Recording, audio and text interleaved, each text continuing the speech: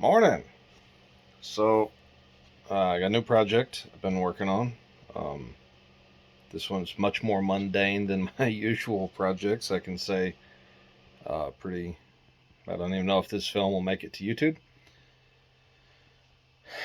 And it's kind of a stupid problem, but it's one that I have. I bought some boots a while back, and I love them. They broke in. They've held up just excellent. I mean, fantastic. I'm on concrete all the time. I wear them on weekends. I'm in these things probably 7 days a week on average. Be damn close to seven because very rarely, I mean, I don't usually wear them to church, but beyond that, I've got these things on. But they're getting pretty worn, slick. And I mean slick. If it's wet concrete or anything like that, it's slick. Now, these boots are about 180 bucks on Amazon to buy the same size, same everything, but we know that that doesn't always mean it's the exact same boot. I want this same boot. So I took them in to ask about getting them resold, and they said, well, because the other one's got some, it's delaminating that very bottom rubber piece, which is all that's really wrong with them. And they said, well, 150, 160, $180 set of boots. I really like them, but I don't particularly want to pay 160 bucks to get them resold. So here comes the next fun part. So I thought, well, hell, I have TPU.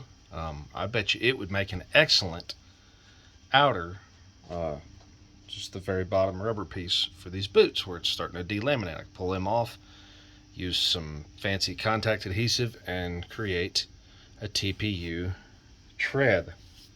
I couldn't find anything on Thingiverse or anything I really liked that was going to be easy to use.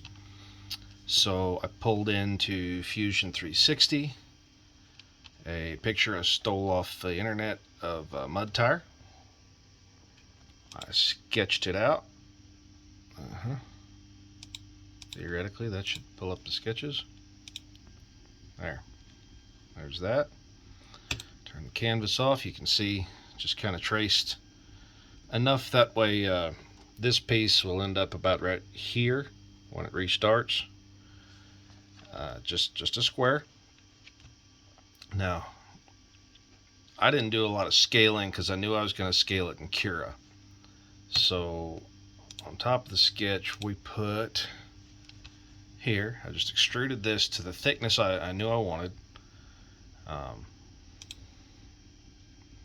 You can see it's not as long or as wide as what it needs to be. But I did go over, I knew about how wide, about how long it needed to be. So I went over Cura. And as you can see, it starts out really small.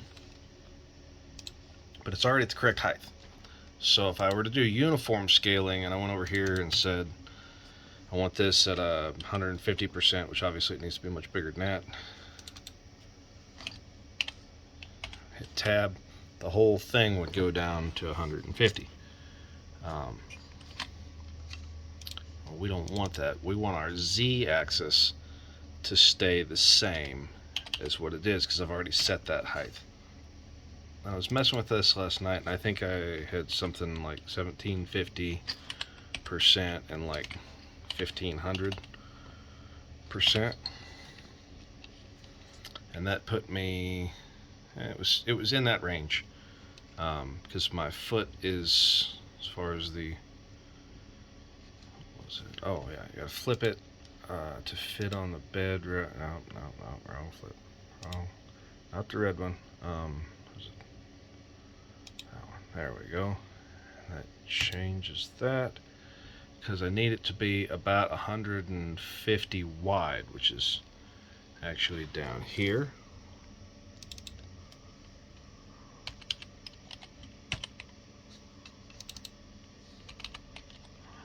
Obviously this isn't rocket science. And then I knew about how long I wanted it to be. Basically at this point, I've got a little more print bed here.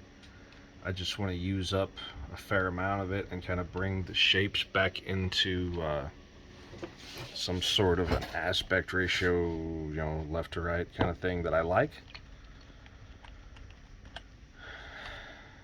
That's pretty decent. I think that's about where I had it yesterday, and then I just sliced it with a generic TPU profile that I liked with 75% infill.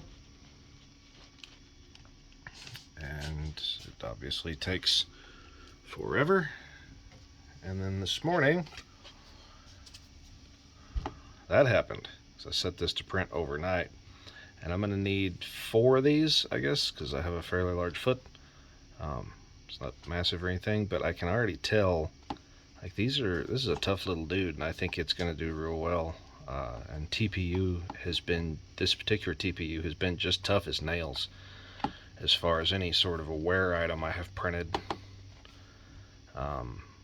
I've put it through some torture stuff. It's not 100% fire resistant by any means, but and I've got a little bit of stringing stuff, but it's really solid.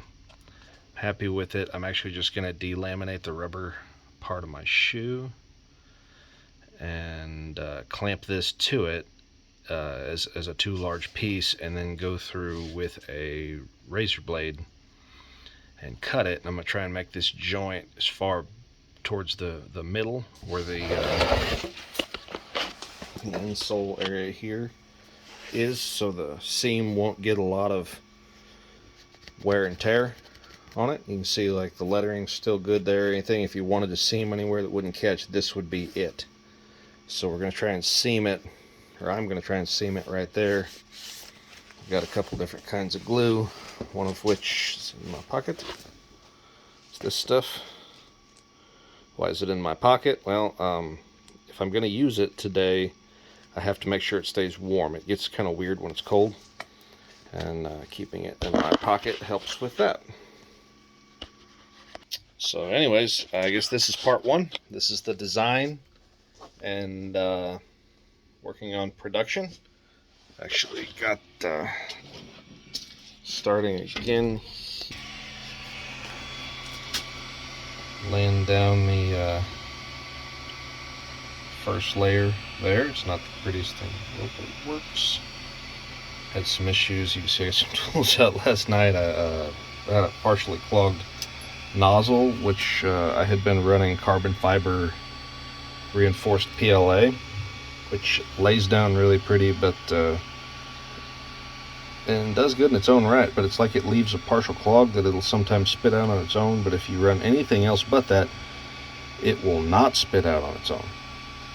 So yeah, yes, that's that. And thanks for watching, and please subscribe to this channel to get to part 2.